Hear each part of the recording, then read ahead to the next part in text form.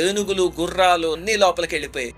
ఆఖరికి మంత్రశక్తితో బాణపాశం వేసి చండముండులు ఇద్దరిని బంధించి అమ్మవారి దగ్గరికి తీసుకొచ్చి, అమ్మా నువ్వు రణయజ్ఞం చేస్తున్నావు కదా, యజ్ఞానికి 2 బలి పశువుల్ని తీసుకొచ్చానమ్మా అంటే అప్పుడు అమ్మవారు కత్తితో ఇద్దరి తల్లో నరికేశారు. ఆ తల్లే చండీదేవి.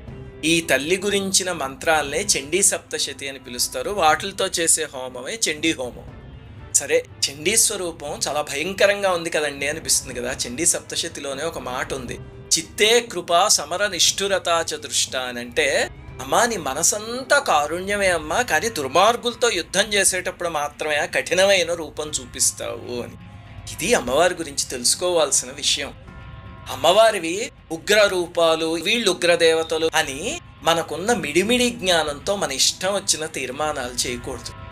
సాత్వికంగా ఆరాధిస్తే ఏ అమ్మవారి స్వరూపమైనా మనని అమ్మలా కాపాడుతుంది. శ్రీమాత్రే నమః.